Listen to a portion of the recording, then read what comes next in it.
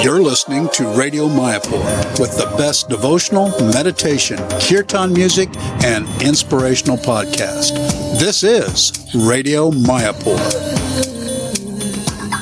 Hare Krishna, everybody. This is Gangadas from Radio Mayapur, linked to your heart. Today we are in Sofia, in Bulgaria. It's a very beautiful day, sunny days. Today we went to the gym, and then we went to a kind of aqua, what is called, it's a place where there's a swimming pool and there's an ocean in front. It's a summertime. And so that today we are very fortunate to have with us Gopi Gheta Amrita Mataji. Welcome. She's born in Sofia, in Bulgaria in 1999. She studied in a music academy, and she's a conductor of music and a percussionist. And she's born in a devotee family, which is very auspicious. And now she is married with, what's your name? Jaya Gopal, who is a very nice devotee. And I believe when she was born in a devotee family, is very, very auspicious and very nice, I should say. But at one point in her life, she decided to take seriously this path of devotion in association with the music as well, because Krishna consciousness means always playing music and bhajan and kirtan, and so she's actively involved in music. And she gave me few CD last few years ago, and we are always playing in Radio Mayapur her music, which is very, very much appreciated by devotees all over the world. So welcome, Gopi Gheta Amrita. Thank you so much for being interviewed today in this podcast. And tell us a little bit, 5 minutes, about your family from when you're born. What was your impression being born in a devotee family in Bulgaria? It was pretty nice, actually, because you're born in a devotee family. You don't know what is life with others. And I was studying in just a normal school the first 2 years. Okay. And I was telling my friends, oh, we have an altar, we have deities there. And by their look at me at that point, I realized, okay, they don't understand. I don't think they have altar at home. You think everybody had an altar and everybody was a devotee, natural. Yeah. But at that point, I realized, okay, just be careful with that information in future. So it was really nice. We were going to kirtans, we were observing fasts. My mother was strict with the fasts. So from when I was 4 years old, I think, we were fasting on every Ekadashi. It was like Nirjava. It was no food, no water, no food. And I remember when I was asleep, I was waking up so many times and asking my mother, is it time to break the Ekadashi? And she was like, no, just go to sleep a little bit more. And it was interesting. I don't know. But you had the good remembrance of meeting devotees and being in temples, see the deity and kirtan and prasadam. What was something attractive for you at that time when you were a child? I don't remember much. I don't know why, but I don't know. Everything was pretty interesting for me. My mother says that I really liked kirtans, and I was jumping all the time. Nice.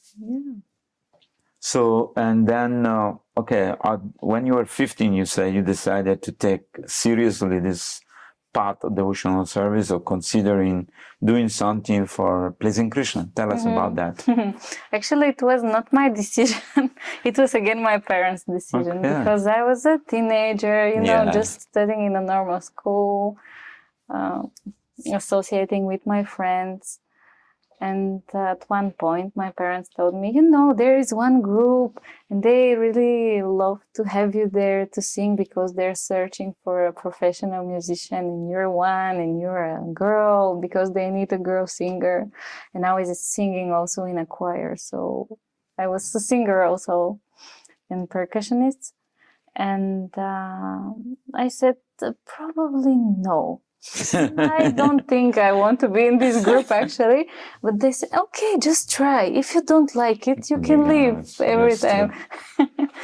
And okay, I tried a few more concerts, but I actually didn't like it. It was really meditative. And as a young person, I was passionate. And I really wanted something more rhythmic, more active, dance with a lot of moves, but this was just so boring. So boring. And I said to my mother, they were doing bhajan? And they were doing Hare Krishna, Mahamantra, with harmonium, everything with mridanga, but it was so slow. Everything was like, just for the yogis, for that kind of people. And I'm not like not them. For me. Yeah, it's not for me. And then I said to my mother after a few concerts, I cannot do this anymore.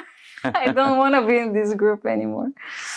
And she said, okay, try one more time, just one more concert. And that was when they gave me an opportunity to compose some kirtan. And I really started creating more music. I really love to create. And when I was little, I was composing a lot of works for marimba, for flute, for piano, and trying to connect them with Krishna, like one piece I call theater, or, from the elements, 5 elements. And but I wasn't so involved with devotees. And that was the point when I connected that talent with something devotional. And when I started creating music, that's when I really felt, okay, that's my thing. This is your thing. Yeah, and it started growing. I started to relax and to compose more things. And they were more passion-like. They were more active, a lot of harmony, a lot of voices. I really used all of my talent, what I learned from the studying in the music school. Nice. I involved it in... But you wrote the music itself and the songs, or just the same mantra, but you wrote the music for the different instrument. Oh, yeah. And were the devotee able to follow that music? Because I don't know if the devotee can read music. I don't know how to read music. For example, I play harmonium. That was kirtan mirdanga, but if you give me a piece of paper, I don't know how to read the music. No, I actually... Was a struggle? Was it difficult for the devotee to learn this? Yeah, for me also, because I came from a background that I write music, that I see music, and I work with professional musicians that are really, at the time, just they know what they're doing, and when they hear something, they follow. Yes. And, but so you had to train the devotee as well? Yeah. You had to train them and say you had to do it like this, you had to do like that, not too fast, not too slow. Like a teacher, singing teacher, music teacher. Yeah. It was pretty nice. Okay. And we were really combining. But you find some group of devotees who were willing to learn? Yeah. Young devotee? No. Old devotee? No, they were... It's difficult to teach old dog new trick, right? They said, but you were able to. And they were willing to. Huh? Yeah, by their mercy. They were listening to me. I don't know, 16 years old to tell you how to sing and how to play music. It's pretty, when I see it from my 25-year-old self, I was really brave. Yeah. I won't do this again. Yeah, of course, it's a challenge and it's difficult. Yeah, but I didn't write music. Okay. We were just repeating by ear. And devotees, I know now by experience that devotees have really good ear. Yeah, of course. They hear so many times melodies and everything, and they memorize. And their ears are really professional ears. So when they hear something, they can do it. Yeah, they can do it. That's nice, it's nice. I think it's Krishna's blessing that the devotee can learn so fast because it's connected with the sound of spirituality. It's amazing. It's amazing. So, but I remember we did one interview we did a program with the TV of Bulgaria, I remember? Mm-hmm. You were there, they interviewed us, and you were playing also music. And I know you are a famous artist in Bulgaria, people know you. And Yeah, in the music in the sphere. music, Yeah, in the the music sphere. professional music. Professional music. But you have also some project apart from devotion, like in the music world, like you performing with other musician artists. You do? Yeah, I'm a classical musician, Okay. so I'm not like in the Rock and all this. entertaining. Yeah. Like, but yeah. But let's say in the classical music, what type of classic music you Yeah. play? Like this Vivaldi or Beethoven, I don't know actually, what. yes. You do play Yeah, this? that's my work. I Okay. work in an orchestra Okay. in the National Music Academy, the only orchestra that's teaching young conductors, actually. So, but the orchestra is professional. So they're professional musicians. And I play the timpani there because I'm percussionist, and timpani are, timpanis are at the back of the whole orchestra. So if you see someone at the back of the orchestra with very big drums, that's the timpanist. Yeah, I know. And that's my role. It's like the bass is giving the bass in the back, you know. Yeah, I love it. And how many people play in this concert music? I mean, how many pieces you have? Violin and piano and this? All of them, all of the orchestra is like 30 people. It's a small one. Okay. Usually the orchestra is like 50 or 60, and the big one is 100. I know. Yeah, but this one is small. Okay. And what type of, you say you play what? We play like Beethoven, Vivaldi, Mozart, Schubert, Schumann, a lot of classical pieces, Romantic era, classical era, Baroque not so much, but Haydn, Mozart, Beethoven, everything. Beautiful. Yeah. I think it's very rewarding music to listen because inspiring people to be in the mood of goodness, I think. Because this can enrich your soul by listening to these people who are connected in somehow or another to God. Because you cannot think Mozart or Vivaldi could create this by their own. It was inspiring the heart too. The interesting thing is that they knew it. When they were composing, they were thinking of God. And usually Bach is a Baroque composer, and he was really religious. He was like, everything he wrote, he says that he writes it for God. And even Haydn, even Mozart, they were all God people. Like they were thinking, they were religious. Sometimes I think like they were channeling this energy of God through this music, which enriched people's life. If you think at that time, also they were living a particular moment in their life, which, you know, they really gifted the world with this some divine sound. Yeah, it's pretty interesting. Like Beethoven, a little bit of music history, but it's pretty interesting because Beethoven was deaf. Yeah. Like when he was, I don't know, but 18, 12, he became almost deaf, and he was writing some things. And he says that, I hear so many things I want to tell the world, so I won't stop. He wanted to end his life, but he didn't do this because he wanted to give something to the world. And completely deaf, he composed so many great things. And people are just amazing at that time. And they were really God conscious. Amazing. Beautiful. Okay, what's your next project? Tell us. I just graduated. Okay. So I was a little bit more in the, in the material field with conducting and percussion, but I want to give more credit to the kirtan Rasa, our group. And I want to... How many people play in this group? It depends. It's actually a project. Yeah, we were 3 main people there, but we changed because they travel. So we're like, changing. Yeah, it's like a project. But So when can we expect some new music from your project? I think this year we will release some new songs because 2 years we didn't do anything. There were some problems also with the sound recorder and the studio. You have a studio? We know, but we go to a place where we... You rent a place for music.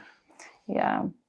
But nowadays with new technology, I think you should be able to record anywhere. I have to try at home. You have? You try? I tried at some point, but it's a little bit hard, and I feel more inspired when I go to a studio. Of course, professional, the whole environment. I can believe that. Yeah.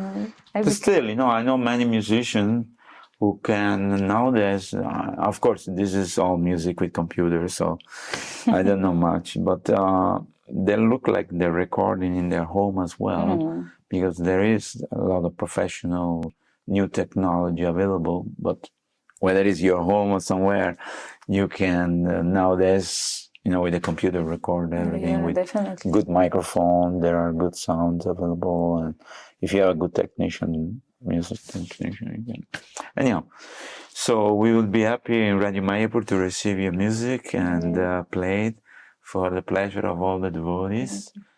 And so this will take around 6 months, 1 year, you say, to this music. Maybe nice. 3 months, okay. Probably 2. I don't know. We'll see. To see how people that are available and whether they are able to put them all together. We will try our best for Ratha Yatra. The Ratha Yatra in Sofia is 21st September. Yeah. So we'll try for September. That's nice. So more people will know about the new album. And it will be a new sound actually, because it will be mix of a new like modern rhythm, like electronic with mantra. Sure. You have to experiment and see how it comes. We will experiment. But sometimes I know one famous musician, devotee, Abidas, who is from Venezuela, and he experiment with all orchestra and play, he plays some nice songs. Of course, it was a preaching project, because he has to teach everybody how to sing the mantra, Snishingadev, and by give prasadam to everybody. And it also was expensive to hire the whole 40, 50 people orchestra into a studio for 1 month. So it costs a lot of money, but the result is fantastic. It's beautiful. So we want to encourage you to try whatever inspire you to make a nice presentation for offering to the Lord, and then because this is a nice offering you can do being a musician. It's really rich. You can experiment with a lot of things. There is so much with kirtan you can do, different styles, different things, and it's just a different world by itself. The world is waiting for you. So, Gopi, tell us one of the most catching slogan for you from the scriptures. It can be any scriptures. For example, there's something which you keep in your heart, or you memorize, or you like to remember in your time when you're happy, or when you're sad, or when you're challenged by something. I don't know if there is anything like that. When people ask you, sing something, or play something, or just do something, and you forget everything. Yeah. But I think that's the last verse from Bhagavad Gita, when it says, whenever there is Arjuna and Krishna, there will be always. This keeps me when I'm low and when I have a lot of trouble, because in the material world we have a lot of troubles. Sure. So everybody has, not only you. Oh, sure. Everybody experienced that. But Krishna says there will be victory, fame, beauty, knowledge, everything. So that's a beautiful slogan. Is there any message that you like to give to the people who are listening to today's podcast, Radio Mayapur? Give a message, however simple, or what let's say there are people who are also musicians, or they're trying to become a musician, they're just doing bhajan, and give them some tip how to maybe improve, or to, wherever you like to give a message to the people listening to us there. Just be yourself, and just the mood is most important. Because I know a lot of devotees, and when I hear their mood, maybe they're off of tune or something, they don't play, but the mood with their playing, it's amazing, and you can feel it. Just the atmosphere changes. So keep the mood, not the perfection Yeah, of playing or singing. yeah. The mood is important. Okay, that's very nice. So I'd like to thank you very much for Thank today's you. podcast. I hope to see you in Mayapur with your husband sometime. Come and visit us Thank and you. spend some time with us. Recharge your battery, come back, keep on doing music. That's the best you can do. And I wish you all success and the beautiful music you produce. Keep on sending it to us. Thank for you, Radio Ganya Maya. Prabhu. Thank you, Gopi Mata. Hare Krishna. Haribol. Srila Prabhupada ki Jai. jai. Hare. You're listening to Radio Mayapur with the best devotional, meditation, kirtan music, and inspirational podcast. This is Radio Mayapur.